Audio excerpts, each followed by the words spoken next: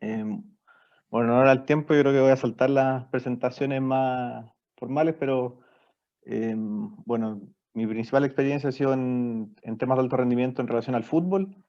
También he ayudado un poquito a la Federación de Judo y me he mantenido durante toda la beca haciendo controles de dopaje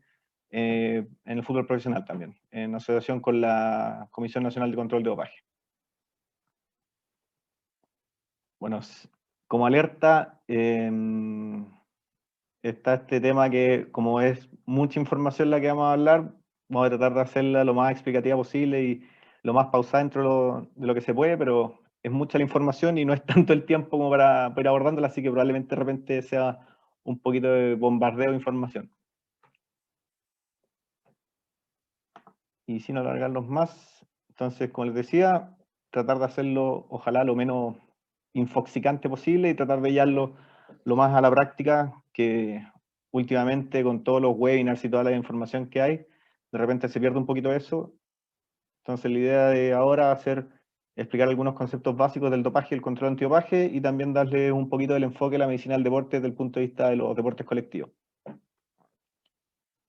Entonces, la primera parte, vamos a hablar de médico de equipo y en equipo, que a mí también me parece que es algo de repente que se deja un poquito de lado y que de repente como médicos también tendemos a trabajar un poco solos durante nuestro periodo de internado, incluso la docencia un poquito dirigida como que uno es líder de estos equipos y uno termina trabajando solo, y aquí en los deportes se pasa que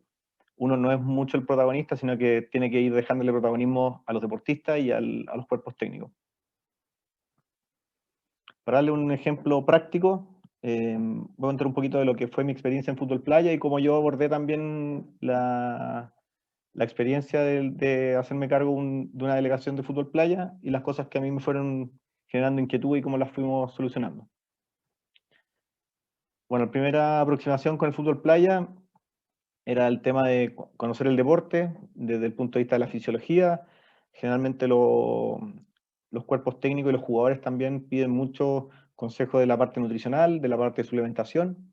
La lesionabilidad en las competencias siempre juega un rol muy importante. Y el tema de la recuperación, que lamentablemente en esta instancia no lo voy a poder tocar mucho, pero podemos tocarlo en las partes de las preguntas. Primero que todo, el escenario competitivo que tiene el fútbol playa, y esto se lo pongo como que es aplicable a todos los deportes, a cualquier deporte que uno vaya entrando, uno siempre tiene que tener más o menos esto en mente. En el caso del fútbol playa, lo que me pasó a mí es que era distinto en ciertas cosas al fútbol 11. El fútbol playa es un deporte que está en crecimiento, como ven en la foto de la izquierda, tiene distintos focos de desarrollo, principalmente bueno, en toda América y en Europa. El tema de la profesionalización es bien diverso, tenemos países que son muy profesionales en este ámbito, Brasil, Rusia, por ejemplo, o muchos países europeos también son muy profesionales, que también pasa que exjugadores de fútbol 11 o jugadores profesionales pasan al fútbol playa. Entonces tenemos perfiles diversos de deportistas, desde jugadores muy aficionados, bien amateur, que pueden ser muy talentosos, que porque vivían en un lugar con playa son muy dedicados, pero no tienen el nivel de capacidad atlética o de entrenamiento que pueden tener un deportista profesional o alto rendimiento. Y eso también nos lleva a que distintos equipos tienen distintas tácticas en relación al juego. Jugadores, o sea, equipos que se basan mucho en aspectos puramente físicos y otros que se apoyan más en términos más técnico-tácticos. Entonces, para mostrarles un poquito como la dinámica del fútbol playa, les quise poner este video que no sé si se verá muy bien, de repente las animaciones al compartirlas por Zoom se ven más o menos mal, pero si se fijan, el arquero se la pasa un defensa, el defensa al delantero, pivotea, y el mismo defensa que recibió el arquero es el que llega hasta la oportunidad de gol. Entonces, nos da una dinámica muy distinta al fútbol 11, que cuando la trasladamos al tema de fisiología del deporte y de la bioenergética, vemos que el fútbol playa probablemente se mueve, si se acuerdan de la jugada pasada, era de solo segundos, probablemente nos vamos a estar moviendo principalmente en términos energéticos entre la fosfocreatina y el ATP intracelular. Entonces, cuando uno revisa la bibliografía de la poca evidencia que hay en el fútbol playa, Es un deporte que se caracteriza por ser de alta intensidad, que se mueve en frecuencias cardíacas altas, de carácter intermitente, principalmente de un componente anaeróbico, principalmente por el tema dado por el sistema fosfocreatina, secundariamente por el sistema glicolítico, y el sistema aeróbico tendría su contribución principalmente en la recuperación que hay en los cambios, porque a diferencia del fútbol 11 también, el fútbol playa tiene cambio ilimitado, entonces puedo ir cambiando constantemente jugadores, y en esos periodos que tengo del cambio es donde tienen que recuperar. Los valores de consumo de oxígeno se mueven similar a los del fútbol profesional. En esto también, de nuevo, estos jugadores probablemente son jugadores profesionales de fútbol playa, que se mueven entre 50 y 55 ml kilo minuto. Y las otras características distintivas claramente, y de nuevo, el fútbol playa lo puse solamente como ejemplo para sacar un poquito el fútbol 11, los deportes más tradicionales, y las cosas que uno trata de tener en cuenta a la hora de trabajar con algún deporte distinto, es que la superficie del fútbol playa, al ser arena, quita eficiencia mecánica y esta casi duplica el esfuerzo que genera en comparación, por ejemplo, con una superficie más compacta. Las distancias también son muy distintas, se recorren alrededor de 100 metros por minuto y la relación trabajo-descanso o trabajo versus basal es casi de 2 a 1, 1-4-1. Entonces, tiene ciertas particularidades el fútbol playa y como todo deporte las puede tener. Está dado por momentos breves que determinan los resultados, donde la concentración es clave, donde los jugadores principalmente se les pide, y esto es algo relativamente como consistente del cuerpo técnico, de evitar los pensamientos rumiantes. O sea, si aquí se tiran muchas pelotas para afuera, pueden haber muchos errores y eso tiene que ir rápidamente como irse reseteando a lo largo del partido. Es muy importante, si se acuerdan en la jugada que les mostré, el tema de la automatización técnico-táctica,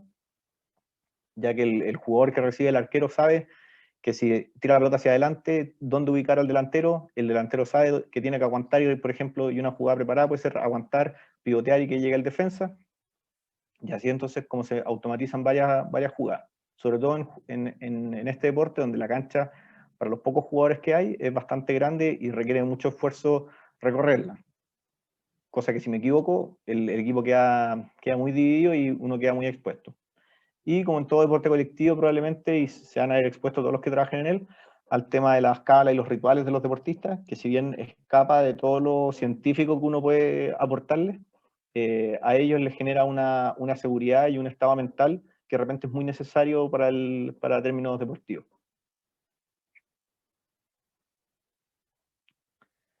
Ya yendo a cosas más prácticas en el tema de la suplementación, y quise abordar puntualmente lo de la suplementación,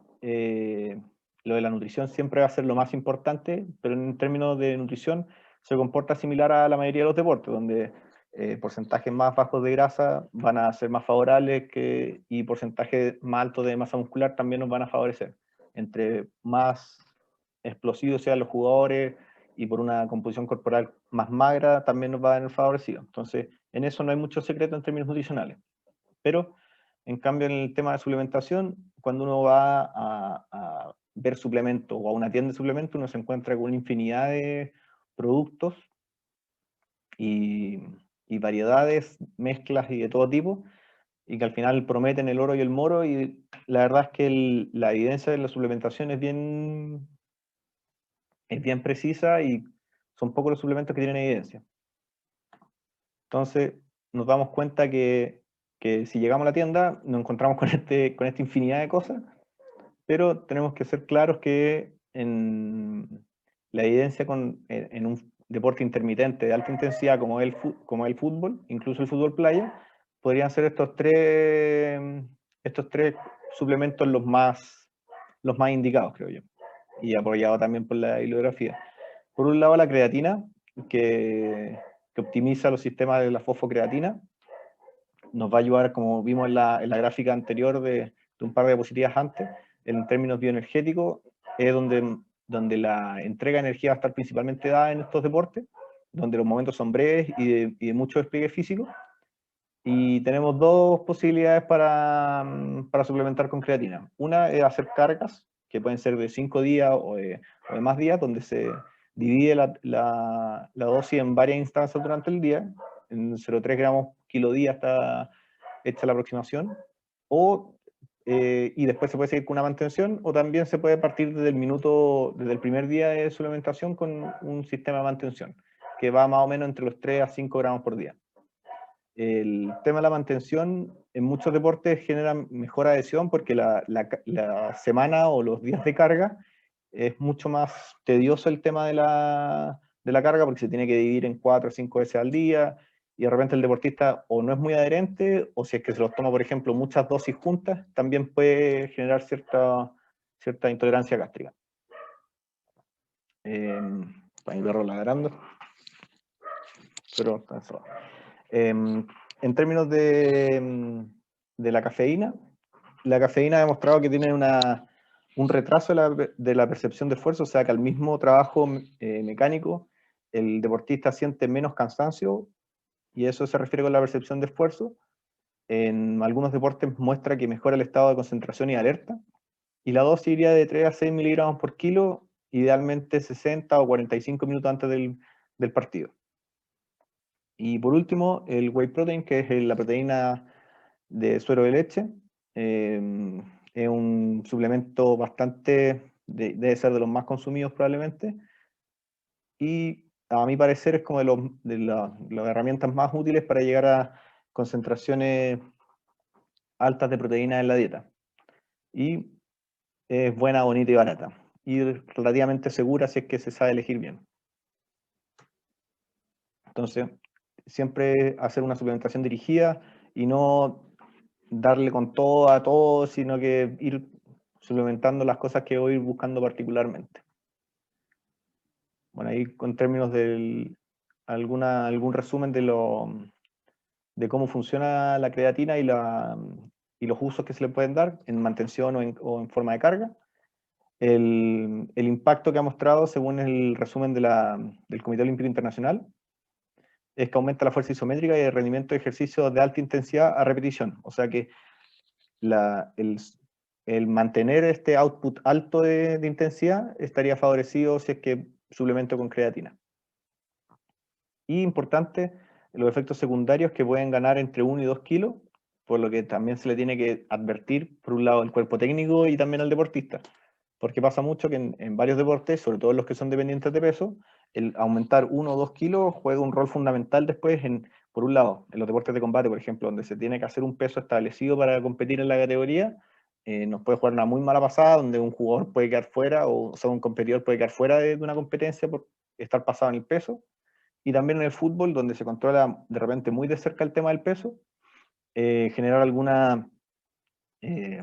mala respuesta por parte del deportista, donde no querían subir de peso y piensan que al final este kilo o 2 kilos de más les va a entorpecer su juego o su manera de correr. Entonces hay que tenerlo en cuenta. Como regla así de oro, siempre probar en los entrenamientos los suplementos, nunca por primera vez en competencia, porque al final si es que tengo una respuesta adversa de cualquier tipo, tengo que verla idealmente en entrenamiento antes que en una competencia. O sea, madrugarse en un partido con que la cafeína, por ejemplo, le generó palpitación a un jugador, no sería lo ideal. Entonces, siempre muy importante educar y guiar a los deportistas del cuerpo técnico y elegir idealmente suplementos seguros. Para esto, bueno, lo más confiable es, por un lado, tener suplementos de los que yo confío, que ya he ocupado antes en algún deportista que ha estado, por ejemplo, sujeto a control de dopaje y no ha tenido ningún problema, pero lo ideal sería elegir suplementos con algún tipo de sello de calidad. De los mejores sellos de calidad que existen actualmente es que es Informed Choice, que es una entidad independiente que testea suplementos, donde los suplementos finalmente tienen que ellos enviar distintos lotes de sus suplementos a Informed Choice, Informed Choice los testea y finalmente confirma que ese suplemento tiene lo que el etiquetado aparece y también está libre de sustancias prohibidas según el código de la WADA, que es la Agencia Mundial Antidopaje.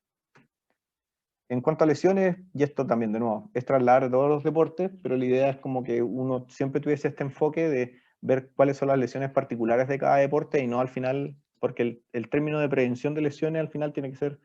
específico. Entonces, si bien uno podría pensar que el fútbol playa es lo mismo que el fútbol 11 pero en la arena, no es exactamente lo mismo. Vemos que las principales lesiones al final son por choque y por contusiones. Hay mucho menores índices de desgarro de isquiotibiales, por ejemplo, y de aductor, que sí son la lesión por autonomasia del fútbol profesional y el fútbol 11. Entonces, ya queda como de cajón que la prevención de lesiones no sería la misma que en el fútbol 11. Es así como existen protocolos distintos para el tema del fútbol, que probablemente es el deporte más estudiado en esto, donde tenemos el FIFA 11+, que es esta ficha de la derecha, y algunos ejercicios que se han ido agregando a lo largo del tiempo por algunas revisiones, como por ejemplo el programa de Copenhague de aductores. Y al revisarlo en distintas revisiones ha aparecido que cuáles serían los ejercicios que generan mayores beneficios percibidos por el cuerpo técnico y por los profesionales que trabajan en fútbol profesional. Cuando se les hizo este consenso, se encontró que el mayor acuerdo está en que los ejercicios de sprint de alta velocidad, y esto es aplicable a fútbol 11, estaría dado por los trabajos de sprint a alta velocidad, serían los que generarían mejores efectos,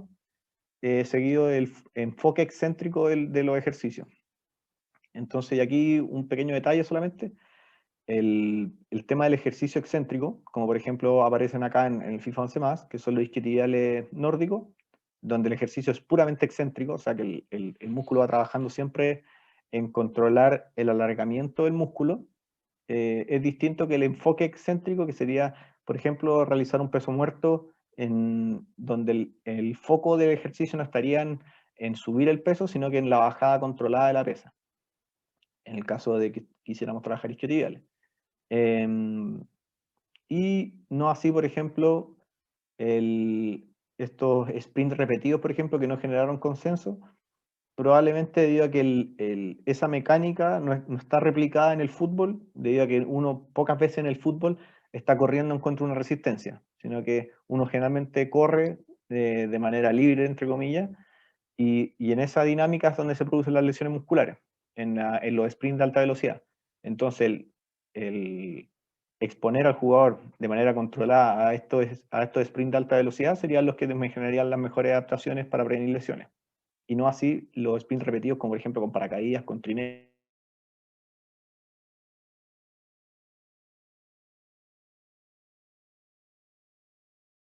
el rugby o el fútbol. Entonces,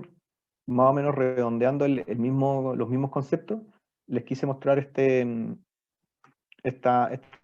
dos gráficas de, por ejemplo, cuáles son los factores de riesgo finalmente de lesión de cruzado anterior, y que uno podría pensar que un cruzado anterior se lesiona siempre de la misma forma y ante los mismos gatillantes, entonces serían los mismos factores de riesgo, pero nos damos cuenta que los factores de riesgo finalmente son específicos, dependen del deporte y el deportista. Los factores de riesgo también, en los distintos tipos de lesiones, hay lesiones que son mucho más prevalentes en el entrenamiento y otros en la competencia, o que están más influenciados por el entrenamiento que la competencia,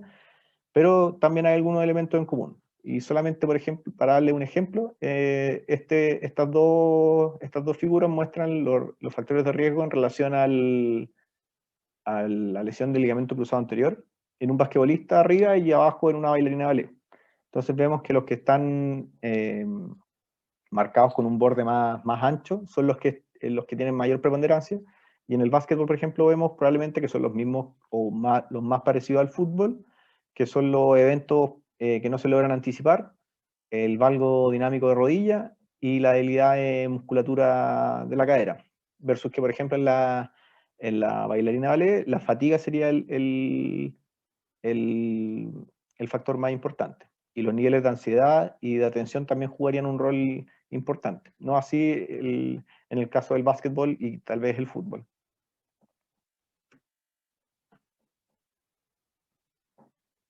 Bueno, volviendo ahora un poquito a la actualidad, para hablarles un poquito de lo que ha pasado con el COVID y el fútbol, que probablemente ha sido los deportes más mediáticos en este tiempo de pandemia. Bueno, esto era parte del registro que uno tenía que hacer millones de veces en un principio para notificar todas las PCR que se hacían, y acorde con los protocolos que se generaban de parte de la NFP para retornar a la competencia y a los entrenamientos. En simple, los registros, cuando teníamos un caso positivo, había que notificarlo en Epivigilia, se cumplía con la cuarentena desde el diagnóstico con la PCR. A la vuelta de cumplir la cuarentena, siempre una muy buena historia clínica y un examen físico de los deportistas, porque mucho, como ya probablemente todos han visto, la sintomatología del COVID es muy variable y tenemos jugadores que pasaban asintomáticos su cuarentena versus otros que llegaban incluso con algunas disneyas de esfuerzo a los entrenamientos, y esa disnea de esfuerzo no necesariamente era algo cardiológico o pulmonar, porque a las imágenes y al electrocardiograma estaban normales, pero también había que tener cierto reparo a la hora de reinsertarlos en el deporte. Entonces, parte de los protocolos internacionales eran siempre tener un electrocardiograma de reposo al menos, para tener una vuelta segura al deporte, y según eso ver si es que requería algún estudio adicional. Si es que el electro está alterado en comparación a un electro previo, por ejemplo, pedir un ecocardiograma generalmente, y en casos muy puntuales, que nosotros en el caso de Santiago Morning tuvimos solamente un caso, que llegamos a pedir una resonancia, una cardiorresonancia. Idealmente tomar anticuerpos para ver si es que generaron alguna respuesta inmune, y por protocolo no se realizaban estas PCR hasta 90 días después de la cuarentena para no tener estos falsos positivos por PCR positivas persistentes. Principalmente las precauciones que tenían el COVID era por el cuadro que probablemente todos conocen, de la tormenta de citoquinas, el riesgo de miocarditis, los eventos coronarios por inestabilidad de placa, que en gente joven y deportista era menos prevalente, y los eventos trombóticos probablemente también que eran menos prevalentes todavía en gente joven. Entonces, la vuelta al fútbol, existen algunos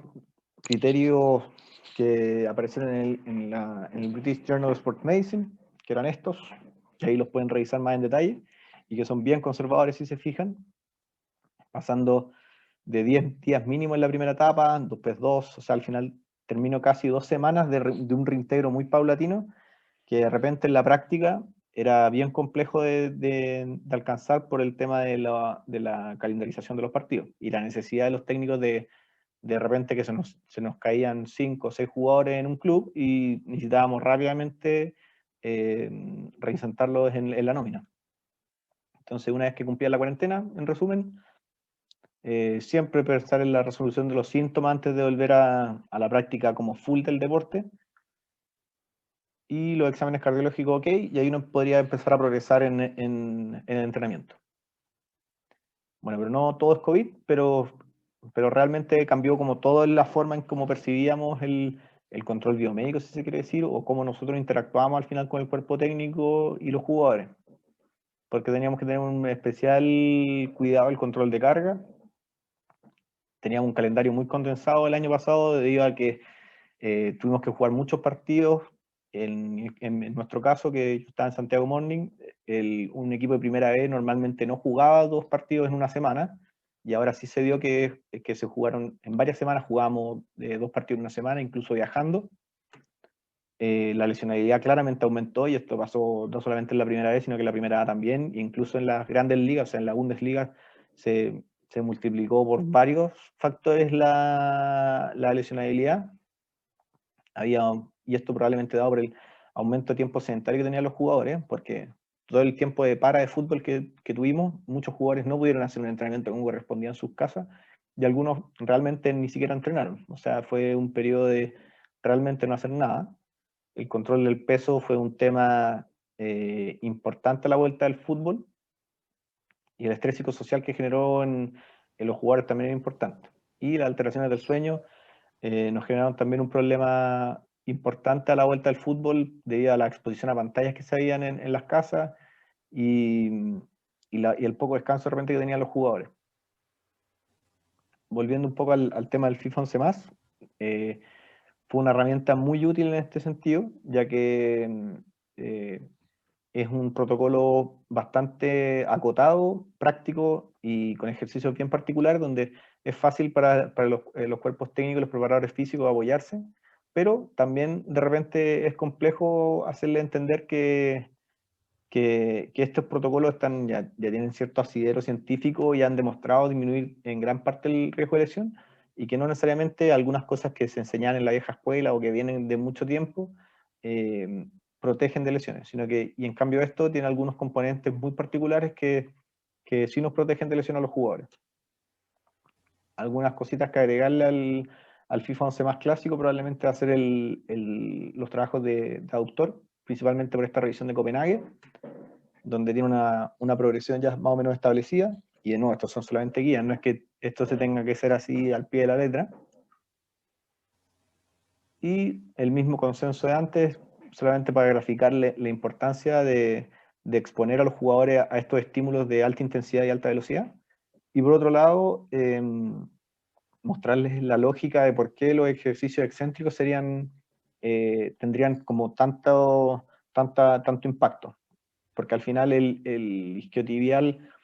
más acortado y más débil es el que está en mayor riesgo de lesión, hasta 4 veces más riesgo de lesión, comparado con un isquiotibial de un sujeto que está un isquiotibial más alargado, más elongado y más fuerte. Entonces pareciera ser que el FIFA 11 más es como la solución a todos nuestros problemas, y el marco de trabajo que uno debería tener es de educar justamente al cuerpo técnico, actualizar algunos conceptos como agregar los trabajos de autor de Copenhague, y esto de reagendar la parte 2, que es la de fortalecimiento, hacia probablemente el final del entrenamiento, donde expongo al deportista a la fatiga muscular hacia el final del entrenamiento y no al principio, cosa de no alterar la calidad del entrenamiento del fútbol, que es la parte que más le interesa trabajar al cuerpo técnico probablemente, que a los jugadores. E integrar también este tema de los sprints de alta velocidad, que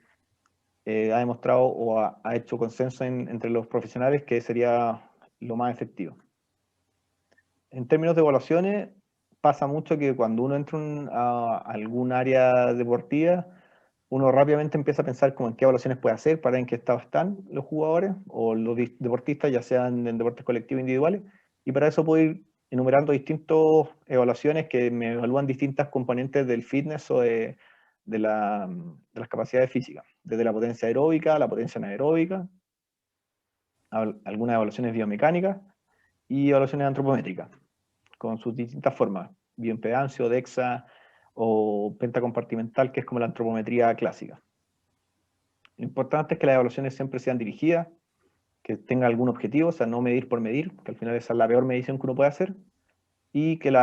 finalmente la medición me lleve a tomar alguna conducta en particular. O sea, si tomo, por ejemplo, saltabilidad en los deportistas, que esa saltabilidad me la ocupe, por ejemplo, como control de carga, o si es que tomo un RM como medida de fuerza, efectivamente los sujetos que tengan un menor RM voy a hacer un trabajo complementario para mejorar la fuerza, pero si es que al final voy a tomar la medida para ver quiénes son los que tienen menos fuerza y no hacer nada con eso, es mejor ni siquiera medir. Bueno, así como parte de irnos ganando también al cuerpo técnico y también a los jugadores para generar cierta confianza, porque aquí estamos en periodo de pandemia. Hicimos algunas charlas también con el compañero que estábamos trabajando en el equipo, y planteamos también algunas estrategias de control del peso. En particular, teníamos algunos jugadores que por el mismo periodo de que no entrenaron, llegaron bastante pasados de peso, entonces teníamos que ir ajustando algunas cosas de manera lo más rápida posible.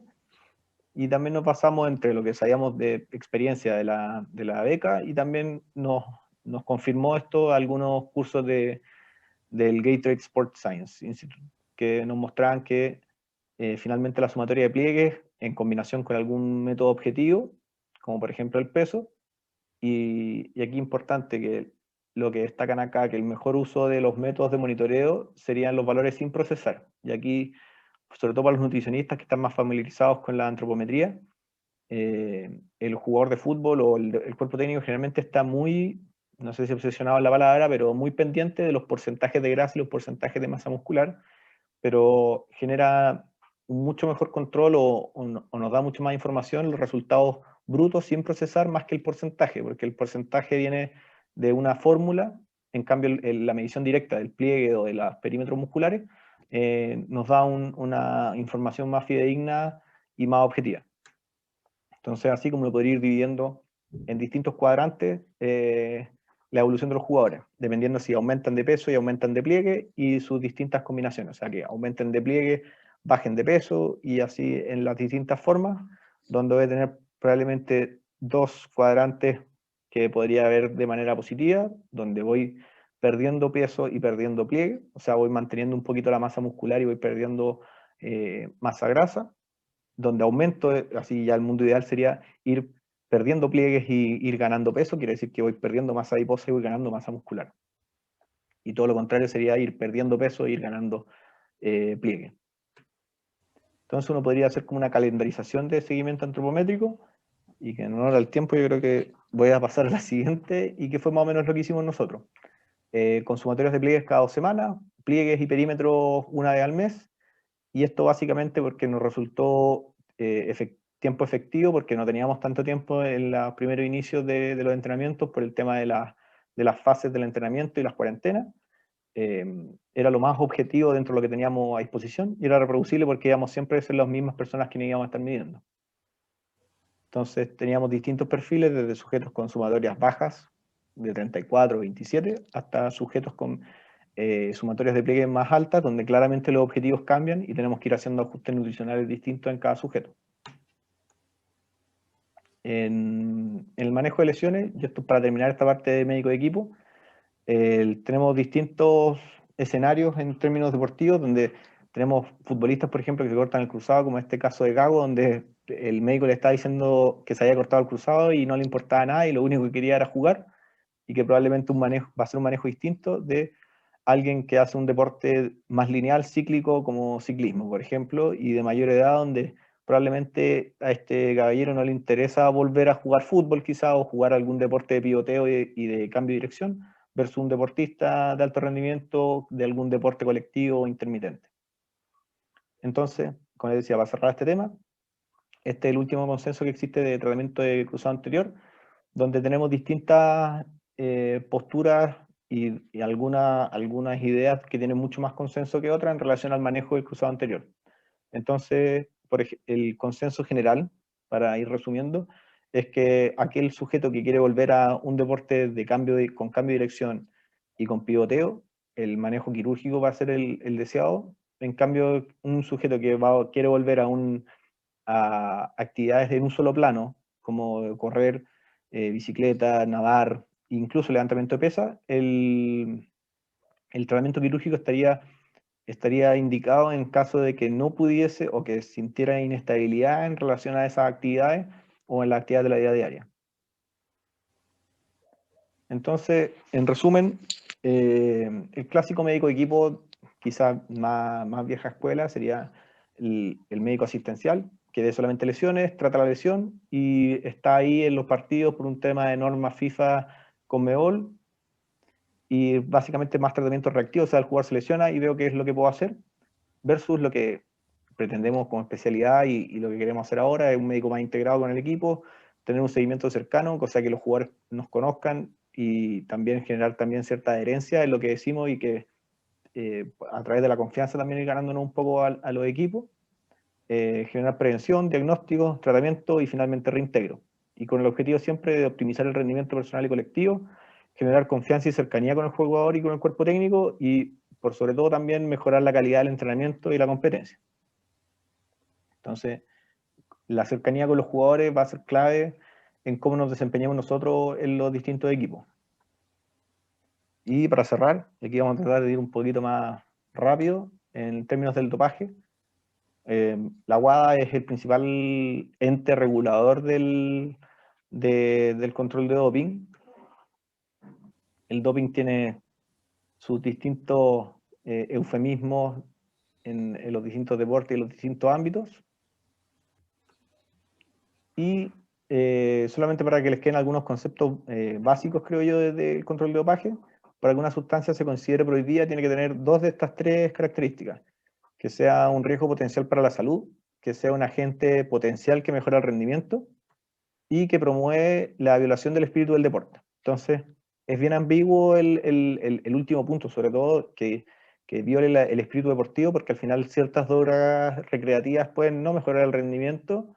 pero claramente van a poner en cierto riesgo la salud de los deportistas y también irían en contra de este espíritu deportivo. Para que algo se considere dopaje, no solamente son el tema de las sustancias,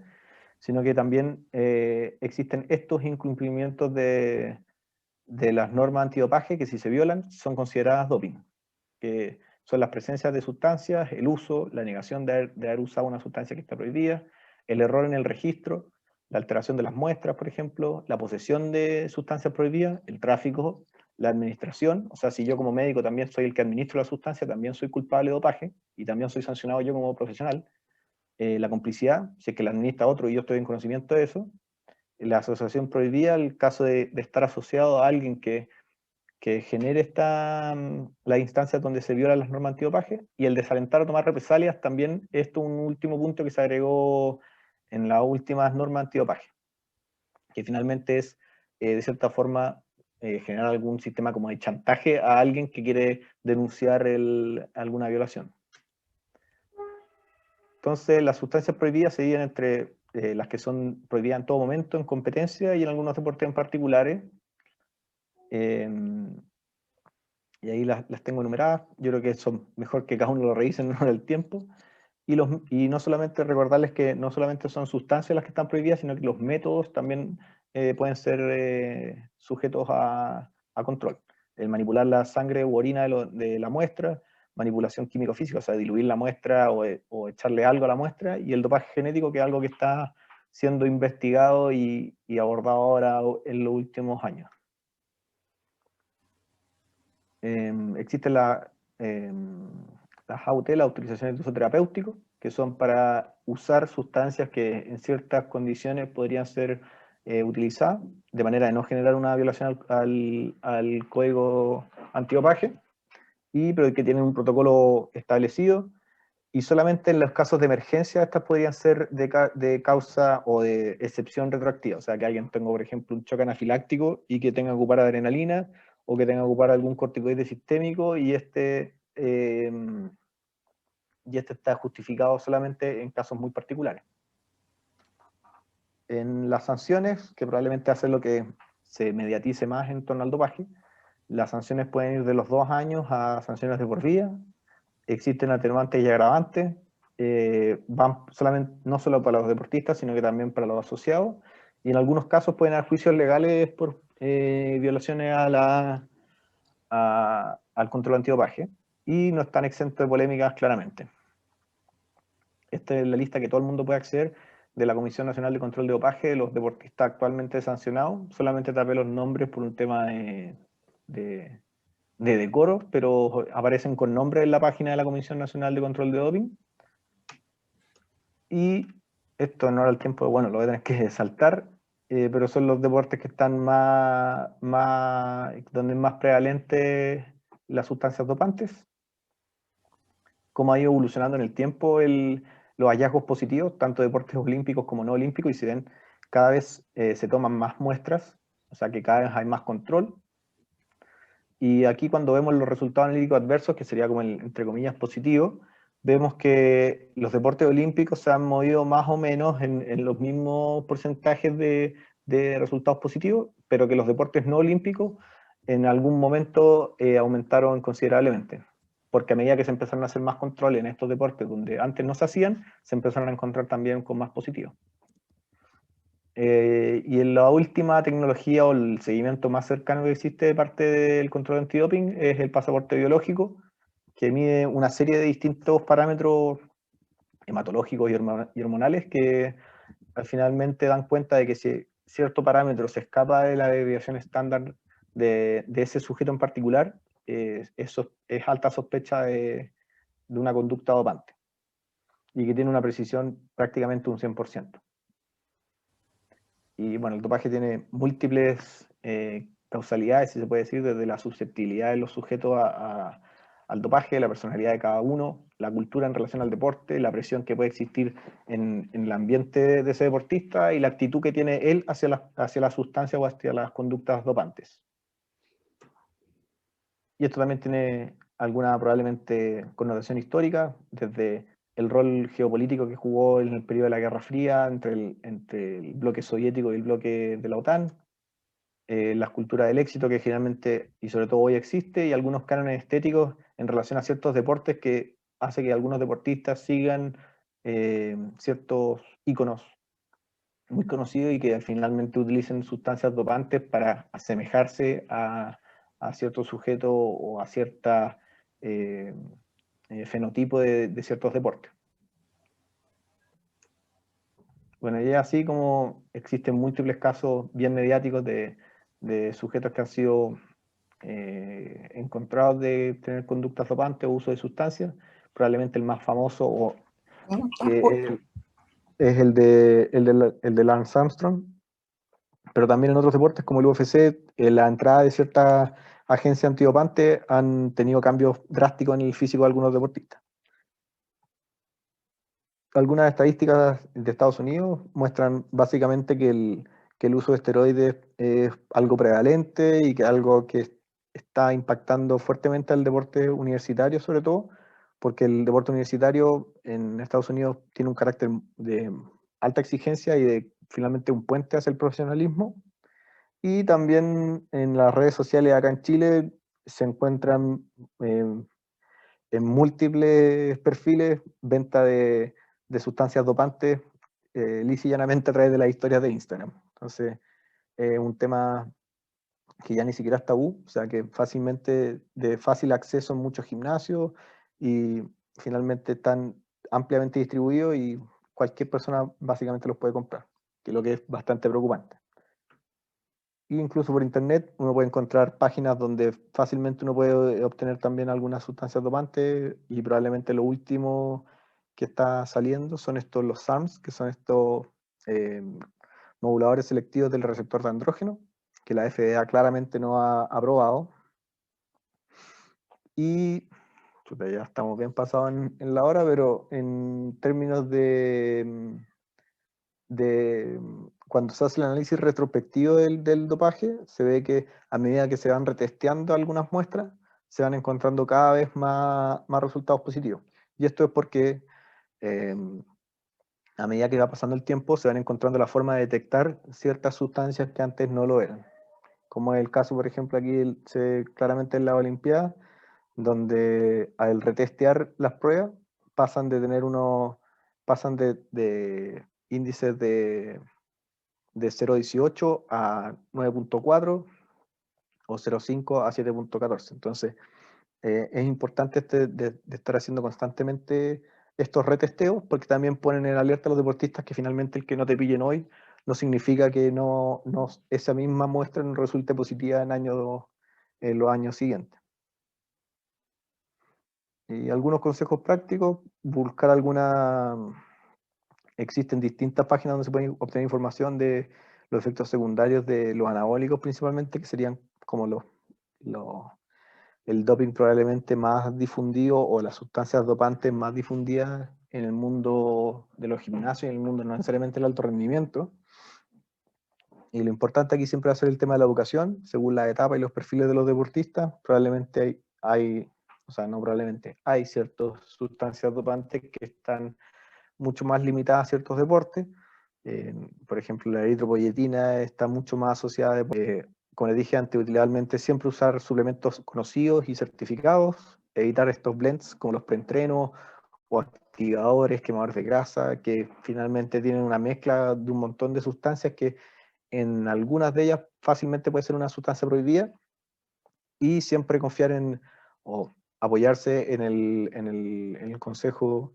ya sea de nutricionistas especialistas en deporte o médicos en relación al deporte que tengan algún grado de experiencia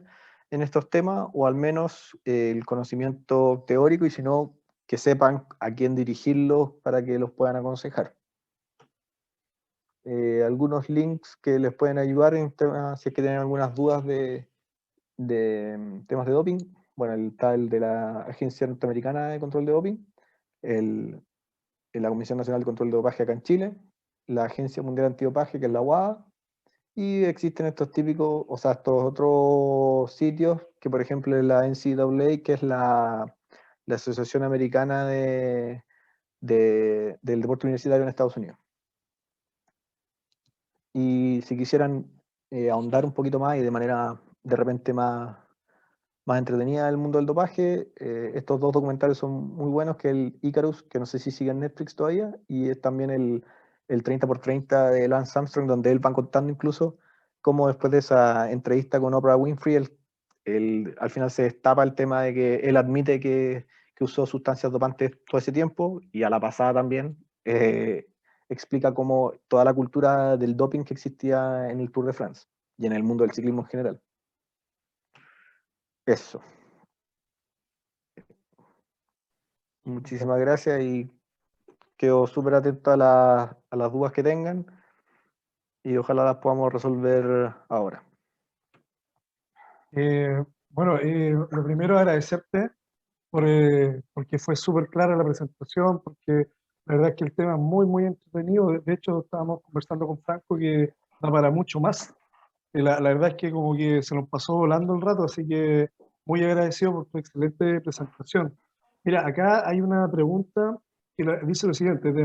Marcelo Soto. Él pregunta que él no vio en el listado en el cual tú mostraste, pero me imagino que fue por lo rápido de la presentación, la efedrina. Según lo que yo entiendo, no está permitida. No sé si tú tienes alguna actualización respecto a eso. ¿Acaso es Sí, doping? mira, la pseudoefedrina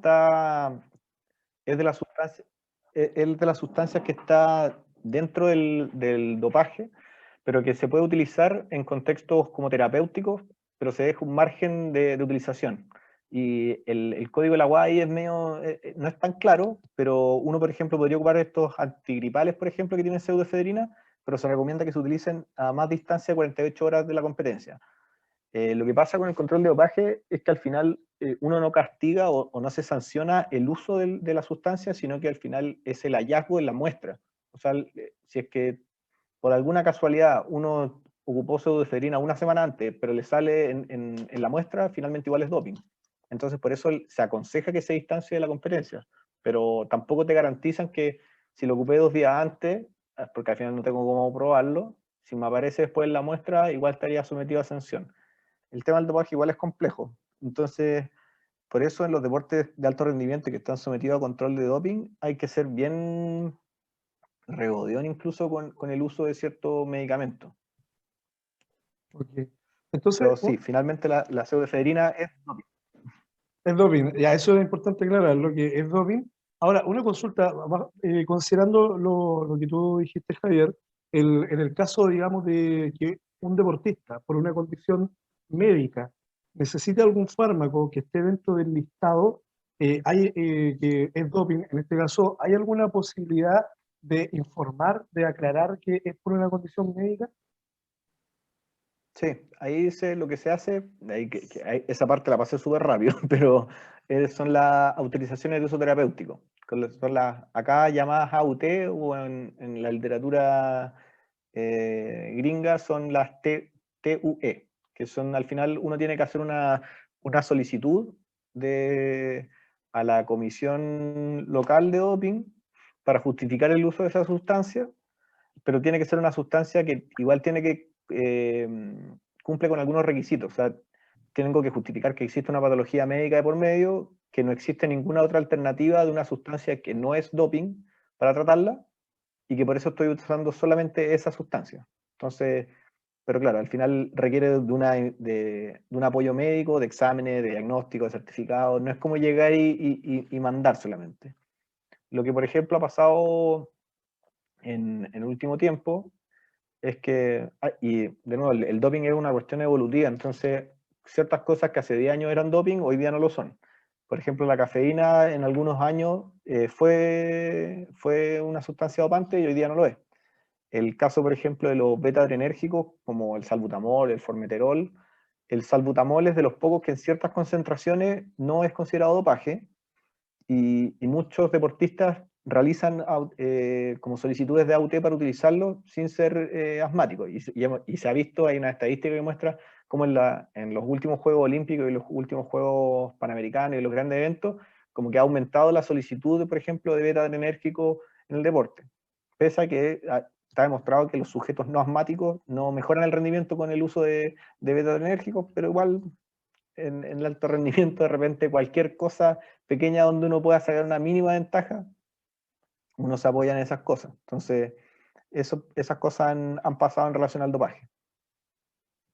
Entiendo, súper claro. Entonces, claro, ahí seguramente están atentos también lo que mencionabas tú, o sea, los cuerpos técnicos, quienes asesoran a los deportistas de ver dónde se puede, digamos, en parte engañar un poquito al sistema. Mira, hay una última duda Lamentablemente respecto, sí. así es cierto. Mira, una última duda. ¿Has tenido en tu experiencia problemas por suplemento cruzado? Yo me recuerdo un caso de un tenista hace poco, que él compró un suplemento vitamínico, una vitamina de un laboratorio brasileño y dio doping Sí. positivo. ¿Eso le ha pasado a usted? ¿Han tenido alguna experiencia o cómo lo manejan? Yo en lo personal no me ha tocado, pero claro, es lo que tú decías ya antes al final. El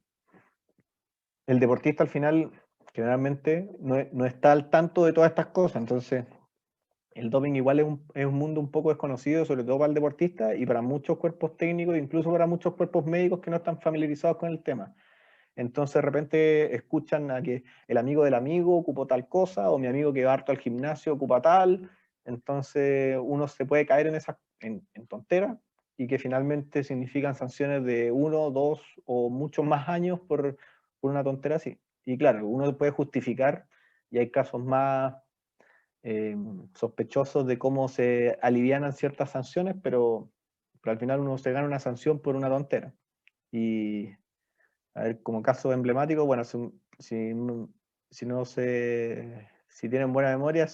para el mundial anterior, un jugador de Perú que marcó un positivo por supuestamente una contaminación con té de coca, donde al final se corrió esa sanción para después del mundial. Entonces, esas condiciones son un poquito erráticas en los entes que sancionan. Pero hay casos donde se ha probado, por ejemplo, contaminación en unos Juegos Panamericanos en México, donde muchos ciclistas, por ejemplo, empezaron a marcar positivo para clenbuterol, que es una sustancia anabolizante, y se dieron cuenta que al final un gran porcentaje de la Villa Olímpica marcó positivo para clenbuterol, y eso era porque la carne en México, el ganado lo alimentaban, lo suplementaban con clenbuterol. Entonces al final hay una contaminación eh, finalmente o sea, era imposible darse cuenta de dónde vino. O sea, es imposible evitarlo al final. Entiendo, entiendo. Mira, acá hay una pregunta respecto, más que nada como al proceso. La pregunta de María José Correa dice, si una persona, un deportista en este caso, usa algún suplemento o sustancia dopante para los entrenamientos, pero no para las competencias, ¿cómo se comportaría el sistema en competencia o qué efecto podría tener este doping? Es que ahí depende como el sistema de control de dopaje que exista. Hay sustancias, como mostré también muy rápido, hay sustancias que son exclusivas de la competencia y algunas sustancias que son en todo momento prohibidas. Por ejemplo, los corticoides sistémicos, por ejemplo, son prohibidos solamente en competencia. Entonces, alguien que por ese motivo requiera un corticoide sistémico durante su periodo de entrenamiento, lo podría utilizar, y si lo van a testear, por ejemplo, de manera aleatorizada o de manera dirigida, porque así funciona el control de antidopaje. O sea, sí, también a mí no me gusta dar nombres propios en este tipo de instancias, pero si no se le olvida, hace unos años, una atleta de Chile fue también sancionada por un control de doping que la fueron a testear a la casa. Y en los deportistas de alto perfil funciona así. O sea, como hay mucho mayor sospecha de conductas dopantes en ciertos casos, las comisiones y las agencias de antidopaje pueden ir a tocarle la puerta, básicamente, a pedir una muestra de control de doping.